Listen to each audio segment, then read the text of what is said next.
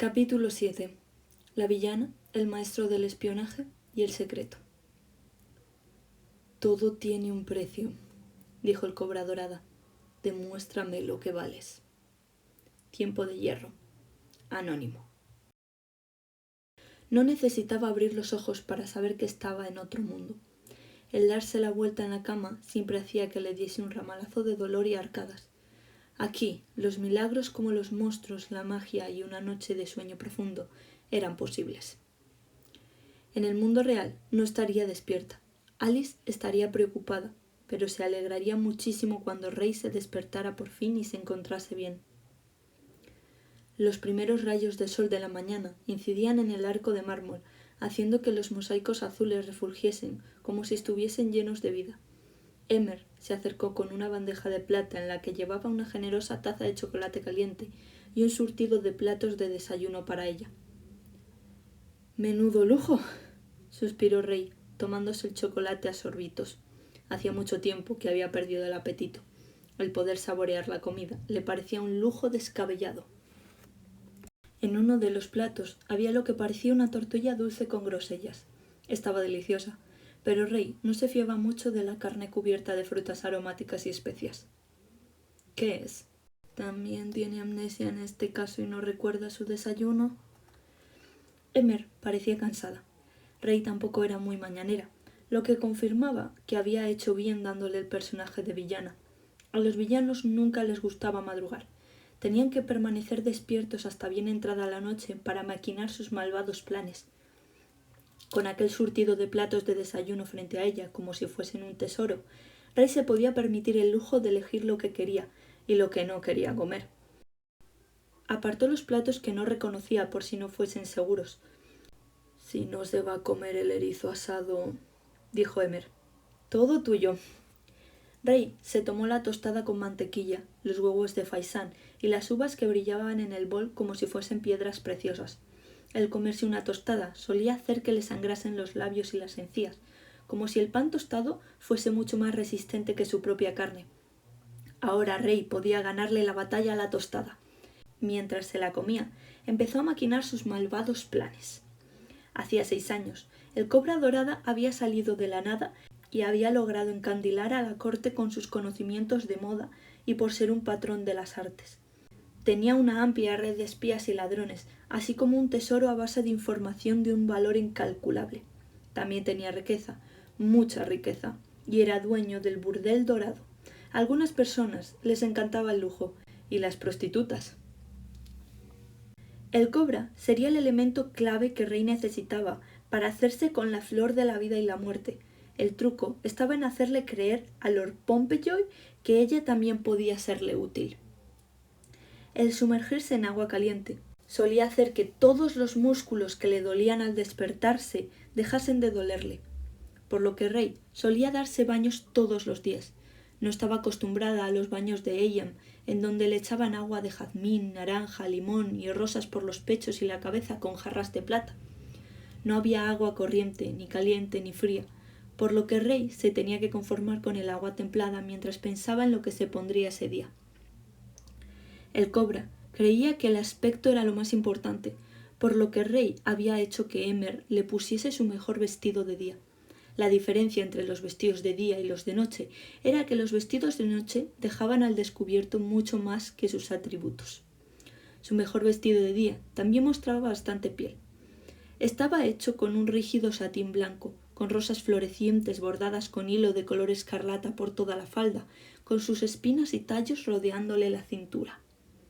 Rey se sentía malvada y preciosa a la vez cuando salió de sus aposentos. Kay la estaba esperando en la escalera. Su rostro se iluminó cuando la vio y esbozó una sonrisa, dejando al descubierto unos caninos demasiado afilados. Su primer amigo en Eyam. «¿Vamos a cazar una cobra?», ronroneó Rey. Emer los llevó hasta un patio con una enorme fuente de mármol. En el centro se alzaba una estatua que representaba a una mujer con el rostro escondido entre sus manos, y a la que el agua de la fuente le caía alrededor de la cabeza como si fuese su propio cabello plateado.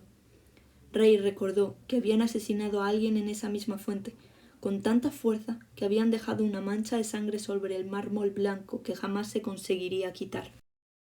Salvo que el mármol de aquella fuente refulgía blanquecino como una capa de nieve recién caída. El asesinato todavía no debía de haber ocurrido. Rey deseó recordar a quién habían asesinado.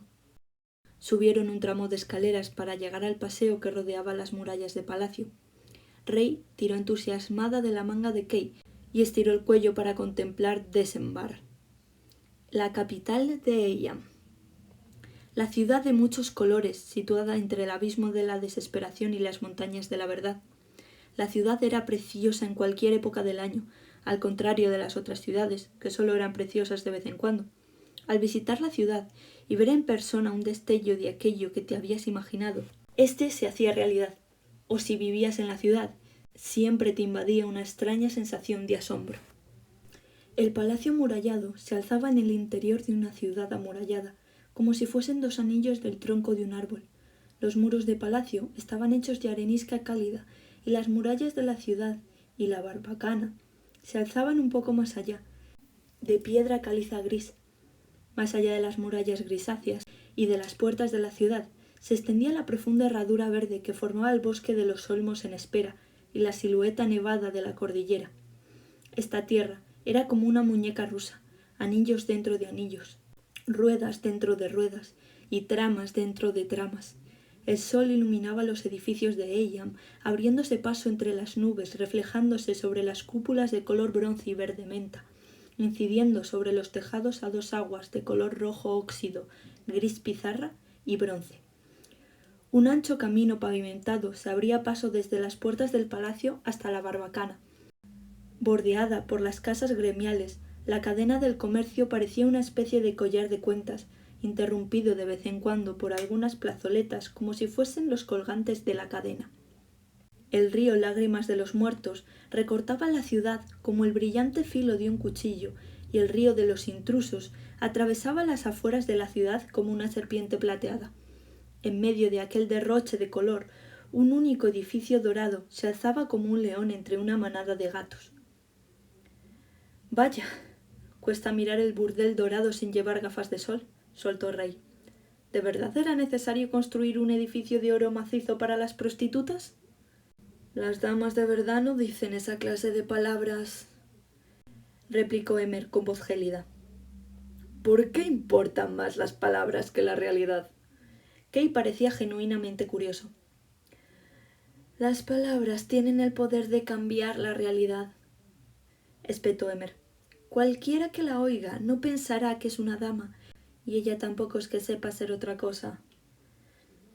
Kay asintió, pensativo. Quizás el hecho de que Emer fuera más mayor y sabia que Rey era el motivo por el que llevarse tan bien con Kay le resultara tan sencillo. O a lo mejor era porque Raela nunca había traicionado a Kay. Un momento. Emer no era más mayor que Lady Raela. «Oye, ¿cuántos años tengo?», preguntó Rey. 24. Fue como si Emer estuviese anunciando su funeral. Raela tenía la misma edad que Lord Marius y que el rey. Un hombre con esa edad todavía era joven, pero una mujer era demasiado mayor para casarse. Buenas noticias para Rey. Jamás había llegado a pensar en que podría llegar a los 24. «Yo tengo 19», añadió Kay, «contando desde el día de la muerte». El día de la muerte era la fecha en la que la leyenda decía que se había creado el barranco. Contenta por haber adivinado correctamente la edad de Kay, Rey se dio cuenta de por qué le había resultado tan sencillo hacerse amiga suya desde el principio. Kay pensaba que Rey tenía unos 20 años, por lo que lo más probable es que la viese como una figura de autoridad. Se le había dado muy bien dirigir un equipo en el pasado, antes de que su propio equipo la abandonase. Profetisa, zorra, traidora. Este mundo la había obligado a desempeñar una desconcertante variedad de papeles, pero Rey sabía cómo cuidar de sus amigos. «Eres un expósito del abismo», murmuró Emer, como si acabaran de confirmarse sus peores sospechas. Solo Rey sabía lo que en realidad estaba ocultando tras ese tono de desprecio. Emer también era una expósita del abismo, una hija a la que no querían, a quien habían abandonado al borde del barranco del miedo. La mayoría de los niños a los que abandonaban allí caían al abismo. Pocos se salvaban. A ninguno lo querían. La gente de Eyam solía decir que las chispas se alzaban. Los niños que abandonaban en el borde del barranco respiraban fuego, y la oscuridad manchaba sus almas para siempre. El mundo real no funcionaba del mismo modo, pero éste se regía por unas reglas muy distintas. Emer se convertiría en la asesina del hacha, la doncella de hierro, algún día. Kay ya había progresado bastante en su carrera como asesino. Emer paseaba con recato tras Rey, pero para cualquiera que los observase podría dar la impresión de que la estaba acosando. Emer era un acantilado imponente con una enorme señal de advertencia encima, y Kay debería llevar una placa en la que dijese «volátil y poco fiable». Pero Rey se las apañaría, si tenía cuidado. «Necesito un poquito de ayuda, secuaces. No me acuerdo de qué clase de relación tengo con el Cobra Dorada». Tanto Kay como ella observaron a Emer expectantes. Después de un rato, soltó un suspiro con pesar. «Apenas tenéis una. El cobra no es amigo vuestro, y no os gusta la gente que no os admira». «Eso está a punto de cambiar», le dijo Rey. «El mal vuelve a ganar». «¿Cuándo fue la última vez que ganó el mal?» Kay llevaba parte de razón. El mal no solía ganar en los libros normalmente. El bien era quien salía triunfante, pero eso también significaba que, por estadística, le tocaba ganar a las fuerzas del mal de una vez. Rey barrió con su brazo el horizonte de Tebesmar, con su brazalete de la serpiente reflejando la luz del sol. «Hagámonos con la ciudad. El mal por fin vencerá». «Tú primero, milady». Kay había dejado a un lado parte de su cinismo, como si no la creyese del todo, pero no le quedase más remedio que seguirla. La casa del cobra estaba construida con la misma piedra caliza que el resto del palacio. No estaba permitido que se construyesen nuevos edificios en el interior de las murallas de palacio, pero todos los miembros de la aristocracia poseían pequeñas mansiones en el interior de sus muros. El cobra debía de haber adquirido la suya después de que algún noble cayese en bancarrota. La doncella que les abrió la puerta llevaba el mismo uniforme que los sirvientes de palacio, aunque con el símbolo de una cobra bordado en el pecho. La corte se oponía a que el cobra les diese a sus sirvientes objetos de valor, pero él había insistido en que su gente necesitaba portar enormes insignias doradas para destacar por encima del resto, además de que les pagaba unos salarios de lo más generosos. Entre los nobles, Lord Pompeyoy se había granjeado muchos amigos, aunque también unos cuantos enemigos, pero todos los miembros de su personal lo adoraban. La doncella trató de cerrarles la puerta en la cara. «Mi señor nunca se levanta antes del mediodía». Rey esbozó una sonrisa con la que pretendía ganarse su confianza, y la doncella abrió los ojos como platos al verla. Al parecer, la sonrisa ganadora de Raela parecía más bien una sonrisa seductora, aunque en el mal sentido. «Soy Lady Raela Domitia, portadora de las gloriosas profecías. También tengo una gloriosa delantera, aunque eso no es relevante en este caso. Deberían haberme ejecutado esta mañana, y sin embargo, aquí estoy, como la profetisa del rey. Pregúntele a Lord Pompeyoy si le interesa saber lo que tengo que decir». La doncella asintió lentamente. Rey permitió que cerrase la puerta. Durante un rato no ocurrió nada, salvo que Kay se paseó de un lado a otro por delante de la mansión. Al parecer, se ponía nervioso si tenía que pasar 10 minutos sin que se produjese algún acto violento. Rey se preguntó si tendría TDAH, como Allison, una compañera suya del instituto, que no era capaz de estarse quieta en su sitio, aunque Allison jamás le rompería la nariz a nadie solo por aburrimiento. Rey tenía que permanecer sentada y quieta durante horas en quimioterapia, y solo podía levantarse con su vía conectada cuando tenía que ir al baño. La primera vez que ibas al baño durante el tratamiento de quimioterapia, orinabas rojo, del mismo color que la sangre en las películas de terror. Tener que esperar en ese momento frente a la puerta no le parecía un problema. Al final, la puerta volvió a abrirse. «Lord Pompeyoy lo recibirá ahora». La doncella nos llevó hacia unas escaleras y pasaron frente a un enorme marco vacío en el que solo había un grafiti que rezaba: Imagínate el retrato de un ancestro. En la casa del cobra había cristal por todas partes. Los cristales se quebraban con mucha más facilidad en Eyam, y, si Ray había acertado con la línea temporal, el gremio de los sopladores de vidrio había caído hace poco por un incidente con unos muertos vivientes. Así que las ventanas del cobra eran mucho más caras y ostentosas que el propio oro. Todas las casas de Tebesfar poseían unos enormes balcones, desde los que se podía contemplar el barranco del miedo. El balcón del cobra estaba decorado con vidrieras, que dejaba pasar una mezcla de haces anaranjados, amarillo limón y rojo fresa, teñiendo toda la estancia de los colores del amanecer. La doncella los llevó a través de un pasillo que daba a una estancia con unas puertas dobles. Los pomos de las puertas tenían las sinuosas formas de unas serpientes. De las antorchas de las paredes se alzaban unas lenguas rojizas de fuego que ardían con fuerza a ambos lados de las puertas. Las llamas saltaron y las dos puertas se abrieron sin que nadie las rozase siquiera. «Magia negra», murmuró Emer. «¿O un sistema hidráulico?», susurró Rey, su voz ahogada bajo el sonido de la música que provenía del interior.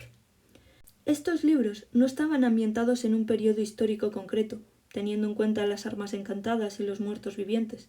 Aun así, lo que Rey no había esperado oír era una música que bien podría sonar en una discoteca. De este mundo nadie tenía instrumentos electrónicos u ordenadores, pero había una banda que estaba tratando de crear el mismo efecto con un piano de cola, que más bien parecía un teclado, así como unos cuantos bajos y una batería que tocaban con ganas.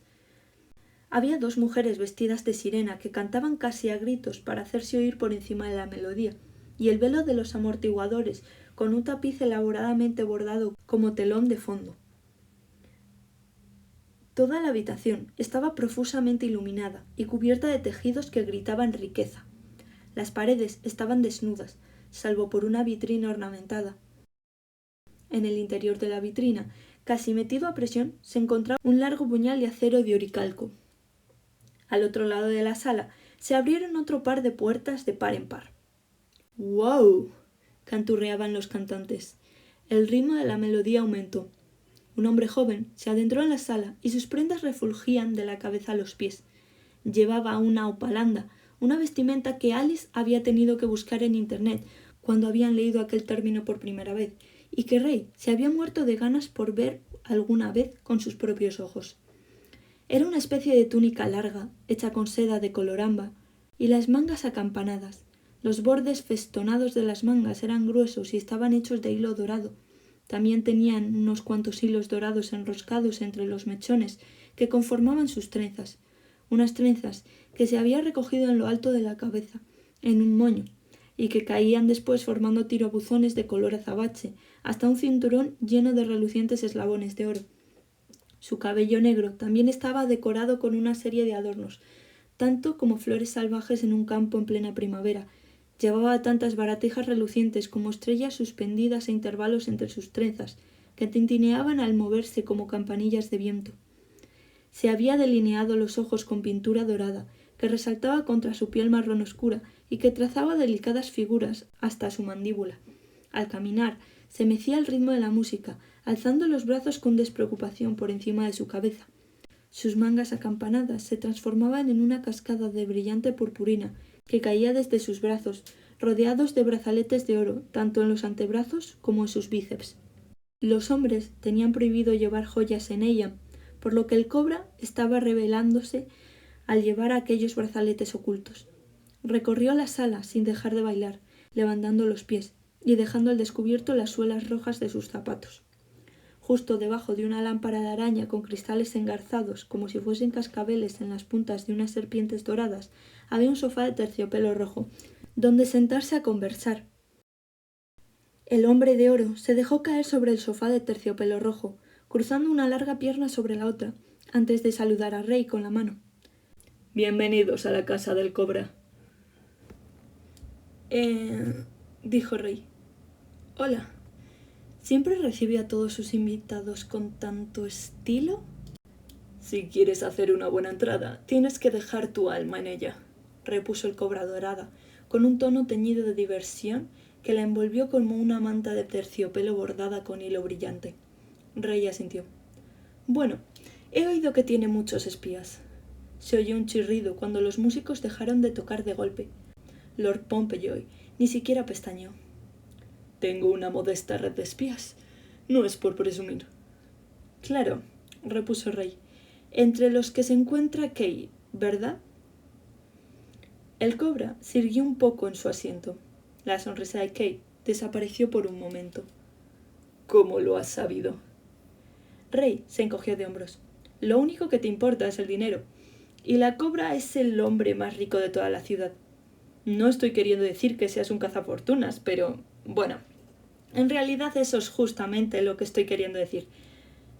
Me complació enormemente descubrir, gracias a Kay, que, cuando se encuentra consternada, grita los nombres de sus amantes, comentó el cobra. ¿Jesús y Batman? Menudo sacrilegio de malentendido. No tengo ninguna relación romántica con ninguno de esos dos individuos. ¿Estás enfadada conmigo? Kay sonaba culpable y bastante encantado por ello. Rey le guiñó un ojo. Nah, eres mi pequeño secuaz malvado. El ser vil traidor forma parte de los requisitos del trabajo. Se volvió de nuevo hacia el cobra. Ya habrá oído lo que ocurrió anoche. El cobra bostezó. Siempre me entero de todo lo que ocurre la noche anterior a la mañana siguiente. Así que es una profetisa sagrada. Enhorabuena. ¿Ha venido a revelarme mi fortuna? Por favor, dígame que una alta y oscura desconocida se enamorará de mí. Dígame que es una pirata. Lady Raela avanzó hacia él con decisión. La fanfarronería era el primer paso para aparentar confianza. Ya sabía perfectamente cómo debía caminar una villana. La cabeza bien alta, el cuello largo y con una mirada que gritase muerte. Tengo información importante que le interesa. A cambio quiero su ayuda. ¿Está dispuesto a hacer un trato? Puede ser. He oído que le contó a su majestad una serie de relatos fantásticos sobre su glorioso futuro. ¿Qué es lo que tiene para mí? Los trazados de pintura dorada se bifurcaban alrededor de los ojos del cobra. Sonreía más con la mirada que con los labios, pero tenía una sonrisa bonita en sus ojos. A Rey iba a costarle convencerle, por lo que tendría que ser de lo más convincente. Si alguien leyese su historia en el libro del destino y descubriese que tiene un final triste, ¿le gustaría que le contasen el cuento? Es una pregunta de lo más interesante, murmuró el cobra. Alguien va a asesinarle, proclamó Rey. ¿Quieres saber quién? En los libros se hablaba mucho de la cobardía del cobra. Se negaba a participar en duelos y vivía con miedo al emperador. Rey había estado esperando una gran reacción por su parte. El cobra tironeó distraído de una de sus trenzas. Lo mejor será que continuemos con esta conversación en privado. Emer soltó un gruñido antes de saltar para colocarse delante de ella. Cualquier dama que se quede a solas con el cobra estará arruinada para siempre.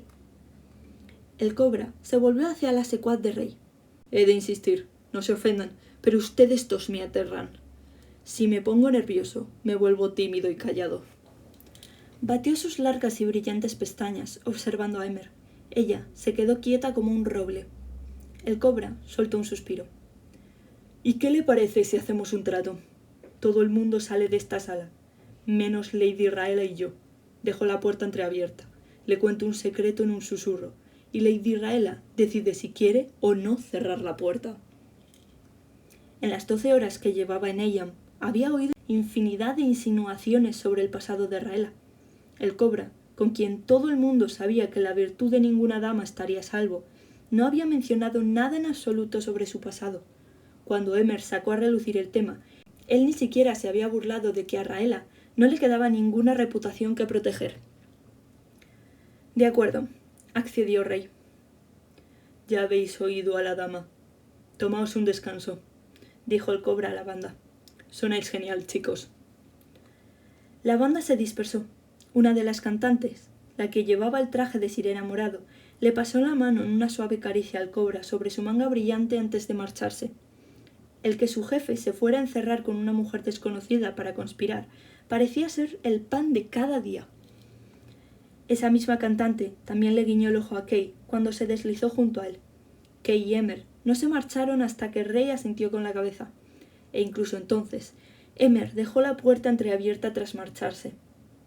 El cobra le pidió a Rey que se sentase junto a él en el sofá con un gesto de la mano. Un sillón de conversación consistía en 2 asientos pegados en direcciones opuestas, para poder susurrarle algo al oído a alguien sin tener que inclinarse hacia la otra persona. La espina dorsal del sofá tenía forma de serpiente, y en la madera había tallado un diseño de escamas. El cobra apoyó los codos sobre el respaldo, posicionando una mano relajada sobre la cabeza de caoba de la serpiente. También habían tallado una lengua bífida que se colaba entre sus dedos. El cobra observó a Rey atentamente, mientras ésta tomaba asiento a su lado. Aquel hombre era todo brillo y resplandor, salvo sus ojos oscuros y firmes. Rey esperaba que le contase toda clase de cotilleos jugosos de la corte, o incluso del rey. «Muchacha, ¿de dónde has salido?», le murmuró en cambio. Rey hizo un gesto vago. «¿De palacio?». El cobra dorada se inclinó hacia ella. Así de cerca, Rey podría ver los pequeños dragones que había pintado en dorado sobre sus mejillas, con sus alas completamente extendidas y sus colas curvándose bajo sus pómulos huecos. «No te estoy preguntando de dónde has venido. ¿Dónde vivías antes de entrar en el libro?». El malvado marqués de Pompeyoy bajó un poco más la voz. «Yo soy de Nueva York». Rey se levantó y cerró la puerta.